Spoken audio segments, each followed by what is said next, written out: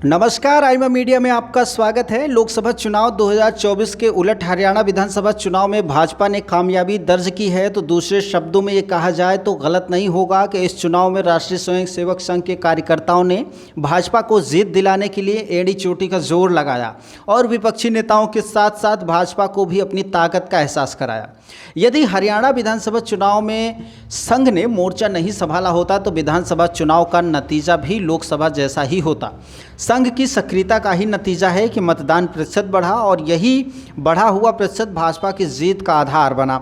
लिहाजा हरियाणा चुनाव जेपी नड्डा के उस बयान का जवाब भी है कि अब भाजपा को आरएसएस की जरूरत नहीं है। कांग्रेस को राहुल गांधी की सलाह नहीं मानने का भी नुकसान हुआ है कि हरियाणा में आपके साथ चुनाव लड़ना चाहिए। छोटे दलों ने कई सीटों पर कांग्रेस को नुकसान पहुंचाया है। हरियाणा चुनाव के कई सियासी संकेत हैं। पहला, हरियाणा जैसे राज्यों में जहां संघ का प्रभाव है, भाजपा को जेपी नड्डा जैसे नेताओं के रास्ते पर नहीं चलना चाहिए और उनकी आत्मघाती बयानबाजी से पार्टी को दूरी बनानी चाहिए। दूसरा ये कि हरियाणा में वोट का बंटवारा बता रहा है कि प्रतिशत के मोर्चे पर भाजपा कांग्रेस लगभग बराबर हैं, लेकिन वोट कटवा दल जो कांग्रेस के लिए सियासी खतरे की घंटी बने हैं वो अक्सर नुकसान पहुंचा रहे हैं। तीसरा यह है कि हरियाणा ही नहीं बल्कि राजस्थान, मध्य प्रदेश जैसे कई कांग्रेसी राज्यों में भी प्रादेशिक नेताओं की सियासी महत्वाकांक्षाएं कांग्रेस की हार का कारण रही हैं।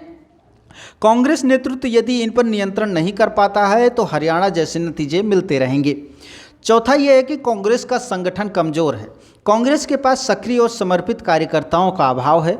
और पांचवा कारण यह है कि हरियाणा चुनाव के मद्देनज़र महाराष्ट्र, दिल्ली आदि के विधानसभा चुनाव में अब कांग्रेस को केवल प्रचार पर फोकस होने के बजाय सियासी समीकरण पर भी मंथन करना होगा, जोर देना होगा। महत्वाकांक्षी प्रादेशिक नेताओं को अनुशासन की सीमा में लाना होगा ताकि वो अनाप शनाप बयानबाजी ना करें। इससे कांग्रेस को सीधे तौर पर नुकसान होता है और जिस तरह से कांग्रेस क्षेत्रीय पार्टियों को दरकिनार करने का रुख अख्तियार करती है ये उसके लिए ही प्रतिघात साबित होता है।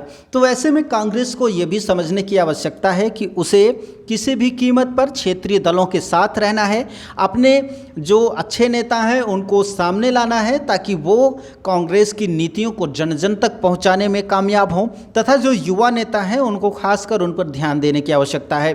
राहुल गांधी कई बार कई निशानों पर चूक जाते हैं।